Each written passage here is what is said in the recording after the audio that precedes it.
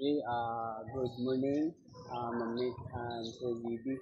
So, uh, thank you so much for attending our presentation. We will be discussing about the Sabbath. And yeah, so Arwin, and Hangad will give you some views about what is the Sabbath and what is the importance of the Sabbath and why we keep the Sabbath. So that's it. And now they will be discussing about about the topic. Okay, we're talking about the Sabbath. So first, we discuss about the origin of the Sabbath. So in Genesis chapter 2 and 2 to 3, so can you open in Genesis chapter 2 verse 2 to 3? That's the origin The question is what is the of the Sabbath. origin when the Sabbath began. Can you read? And on the Sabbath, the seventh day, God ended his work which he had made, and he rested on the seventh day from all his work which he had made. And God blessed the seventh day and sanctified it, because that in it he had rested from all his work which God created and made. So the Sabbath began at creation. So God Himself rested, blessed, and sanctified the seventh day as holy time. So it was given before sin entered the world, showing it is for all humanity, not only for Israel. So there's writings of Ellen White about it. The Sabbath was instituted in Eden.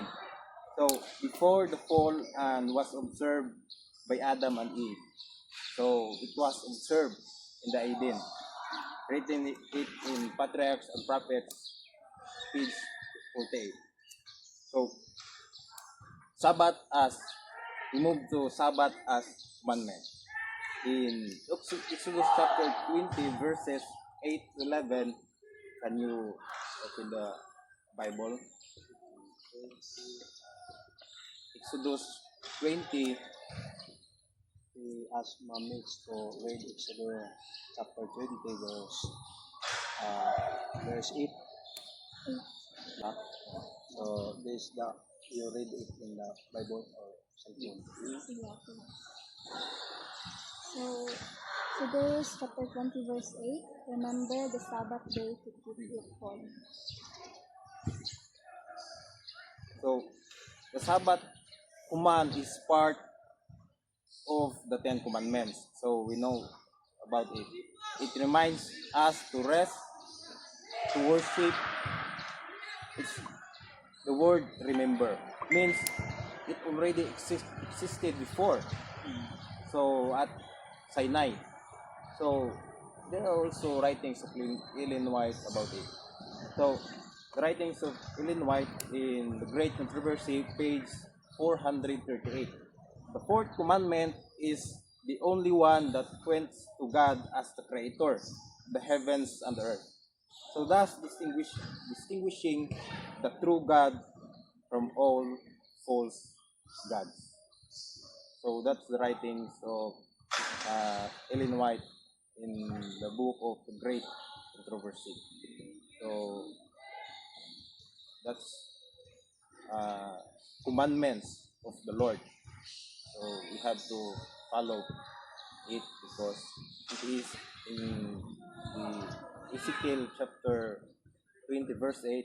It is the sign between God and us as creator and created being. So Sir Maka will add about the Sabbath. So when we talk about Sabbath, the Sabbath is a gift from God where we can rest during that time. And we can remember that God is our creator and sustainer of our lives. He is the source of our lives. We can celebrate it during the Sabbath. The Sabbath is not only our obligation to keep, but it is our covenant with God, because God wants us to have our strong relationship with Him through keeping the Sabbath. So, according to Mark chapter 2 verse 27, highlight this according to Mark. If you have a Bible with you, open it in the box of Mark chapter 2 verse 27. God says, and He said to them, who said to them? Jesus Christ. Jesus Christ said to them, the Sabbath was made for man, not man for the Sabbath. Therefore, the Son of Man, which is Jesus Christ, is also the Lord of the Sabbath. That is why we need to keep the Sabbath, because the Sabbath was made for man, for all of us, not only for Moses, not only for in the people of the Old Testament, not only for Jesus Christ, but for all the people, no? So that is the very important. The Sabbath is a call to worship the Creator. No? That is the meaning. That is the main purpose. So this is the final message calls humanity to worship the Creator. That is why we need to keep the Sabbath, because it is a calling, and when we keep the Sabbath, we respond and we believe that Jesus Christ is our Creator. So thank you, presenters, for giving some views about Sabbath. And before we end this discussion, no, we will ask Ma'am Mitch if you have a question about or regarding the topic we had presented. Okay, so Kuya Maka, you said earlier that Sabbath is, we need to keep the Sabbath because it is an obligation, right? Not just an obligation. How about those people na they're just keeping the Sabbath, but their mind are not in the church. They're thinking, Outside, yeah. no. They Are they still keeping the Sabbath? but they They are mind is present in the church, but their But mind they are is mentally absent. mentally absent. So it is their personal conviction to God. So we cannot blame them, we cannot judge them, but we can able to pray for them. That is the only solution, and remind them that during the Sabbath we need to focus to God, worshiping and sanctify His name. So that is the very important, because according to Exodus chapter 20 verse 8, remember the Sabbath day to keep it holy. When we focus God's presence during the Sabbath, we keep it holy. So that is the simple message to everyone. So what is the other? Brother Ian, what is your answer? What is your response about the question of Regarding the question for the nice question. So, God did not force human to do what is the will, their heart, because God is God of choice. We have freedom of choice. To give freedom of choice Freedom of of humanity. But God always reminds us that we have to worship Him with humility, with sanctify, no? Sabbath day, rested. So not thinking about anything else. So worldly things. So that's the very essence of the will of God. So let us proceed to Brother so GB is you have What is your question? questions regarding on the Sabbath. Why million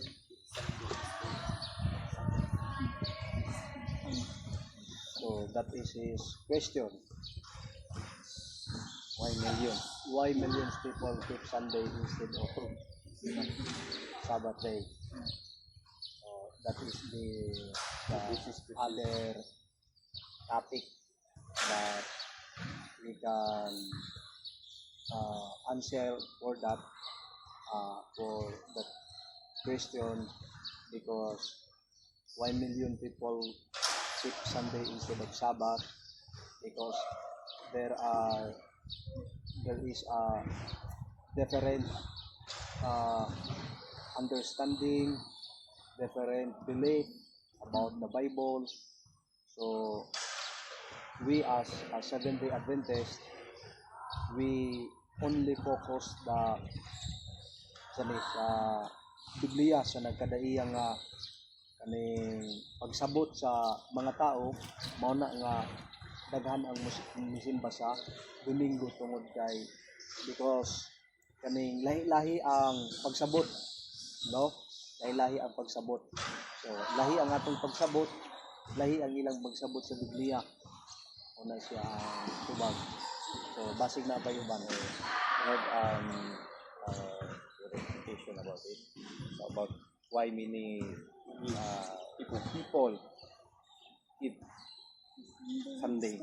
So instead about Sabbath.